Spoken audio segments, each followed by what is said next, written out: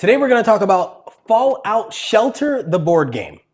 It was originally a video game, but now it's a TV show and a few board games. This is one of them.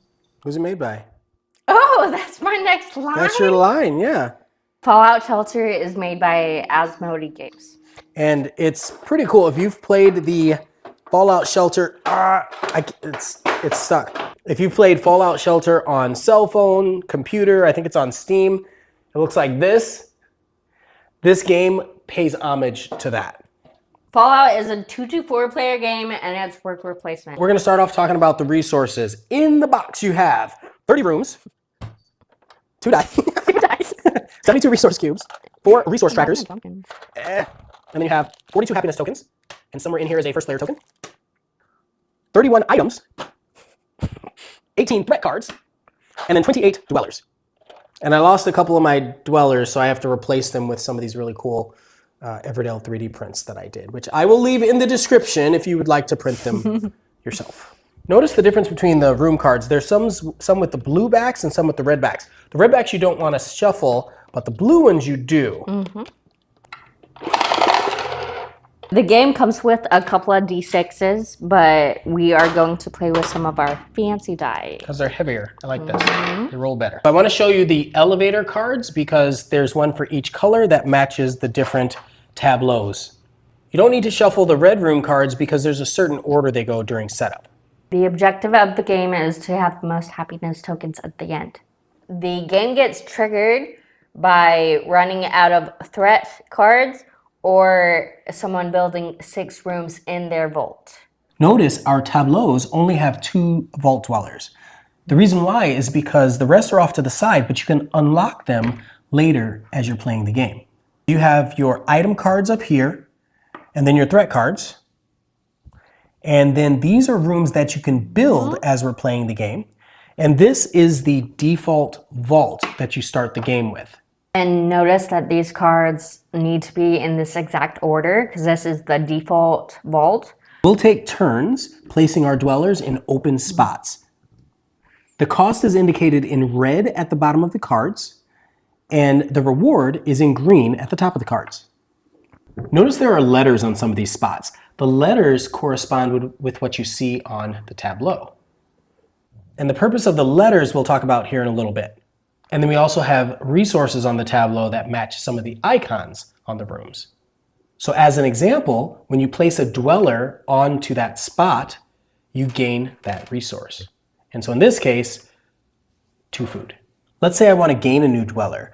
In the vault door, I can take one of my existing dwellers, set it here, and notice the icons. It's a water, a food, and then you see an injured icon. So I pay my water and my food, and then this guy gets injured. And to signify that, I lay them down. And once you do that, you can actually grab another guy. You can't use him this round, but he'll be ready for the next round. Let's say you want to build. You place your worker on the corresponding elevator, and then you take the room that you're building. On this one, the card. And you pay the resource, which in this case is 2 food and 3 electricity. And because you did that, you gain 2 happiness tokens. Yay, I'm happy. Quick reminder, when you're building, it has to touch something on your vault row, and don't forget to turn over the next room card. And let's say I want to gain an item, I would take my dweller, set him on that icon, pay the water, and then I can choose the item that I wish. And don't forget to flip the new item card over. And now it's time to recall. The first round is done. So after all of our turns, we grab our dwellers, we put them back on our tableau. Remember this guy that I earned and this guy that is sick, so I'm going to make sure to show that he is sick and keep him laying down. And then we roll for threats. So when we roll for threats, we roll individually for each row. So in this one, we rolled a 8. So if you look at the cards here, there are numbers that correspond to it. The elevator is a 7, which means there's a threat placed on 8. We grab it from the threat deck and we put it right here, which now covers the original placement for the threat deck. And now we've got a rad scorpion that you have to roll an 8 to beat. But if you do, or over. Oh, yes, thank you. 8 or over. But if you do, you get a happiness and a resource of your choice. Since I started building on this row, I will roll my die again. 7. So now we've got a 7 on the second row, but that is the elevator, which means you don't spawn a threat. You never spawn a threat on the elevators. And since this is a new turn, I am going to place my Vault Dweller on here, and I will be stealing that. Thank you very much. So what she stole was the first player token, which is number 3 under Vault Door, and then there's an L letter upgrade. We will also give back to the L once we recall.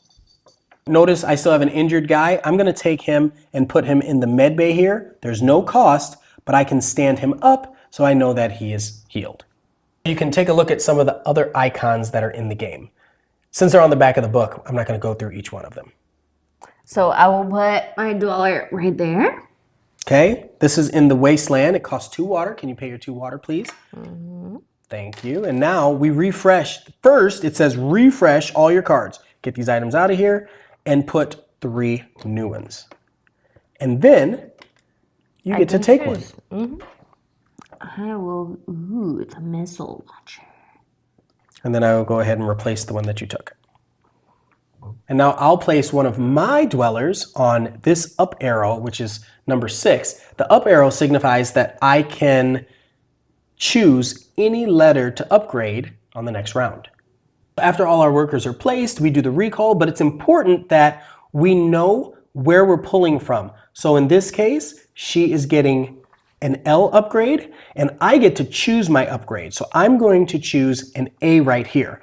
Then we go through and we do our rolls. Let me grab these guys to get them out of the way. We go through and do our rolls again for each row, and then we start the next round.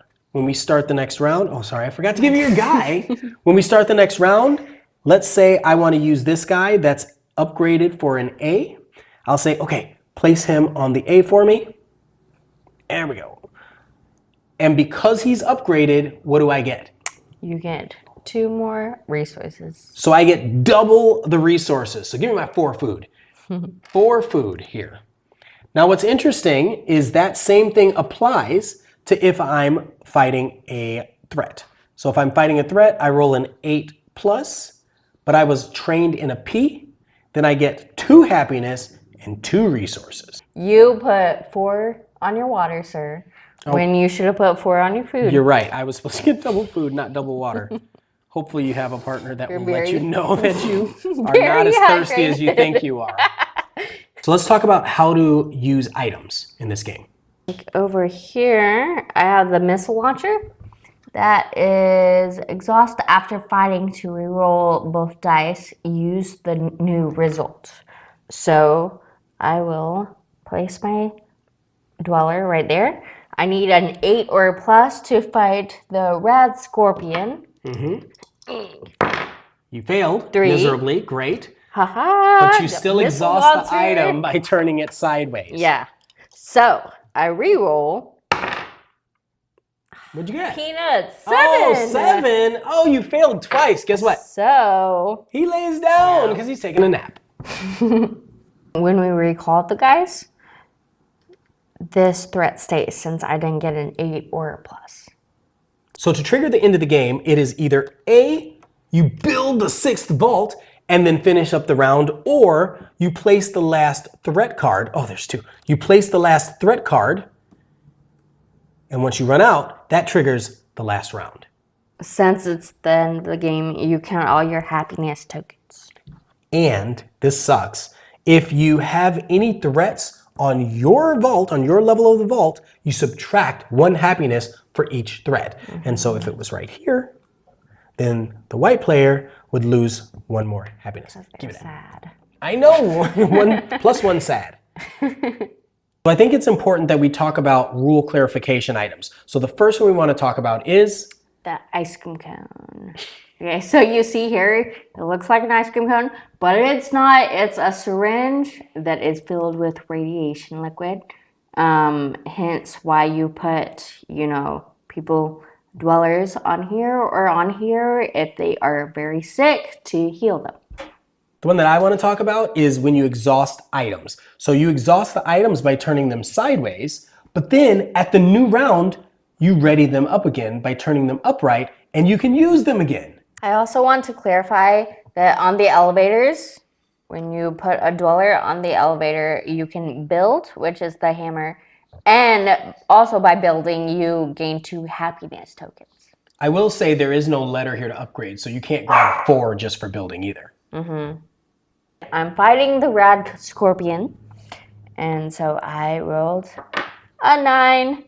And so when we recall at the end of this round, I recall this guy and recall the scorpion guy. He's dead. Yep, and you just put them in a discard pile somewhere. There are also 2 types of item cards that I think are important to talk about. The first one is an end game. At the end of the game, you gain 1 happiness for each of your outfits. That's a good example of why you might want to collect items. And the other one is the exchange icon. So this one you can exhaust to exchange 1 water for 2 electricity or vice versa. So yeah, that's the basics of how you play Fallout Shelter. I love that it comes in a little lunchbox tin. It's really cute. I think it was a special edition. I don't know. When I bought it, it was pretty low cost, but now it's really hard to find. Apparently it's really rare. So I'm sorry about that, but I will link in the description where you can buy a copy of the game if you want. Maybe they'll reprint it soon, but I think it's a phenomenal game. 2 to 4 players. Who's it made by? Asmodee Games. Asmodee. I don't know how to say that. Anyway, made by Asmodee Games. It's a lot of fun. It's easy to teach. Well, fairly easy. Our teacher is kind of bad, but it's easy to play. And I think it's super portable. So all that to say, you should probably check it out if you have a chance. And you know what? We're actually going to do a full playthrough if you want to watch the video here. Yonder. It's a pretty easy work replacement game, I believe. Yeah, work replace. That's a mechanic, right? Yeah. Yeah. Place your workers. You do. My shoe! They don't already know about Fallout. Why are they even watching the video? That's my butt. We are going to be playing with some of D6s, but the object. It's okay. Would take that to school. You're not in school. You're gonna make people think I've got a problem.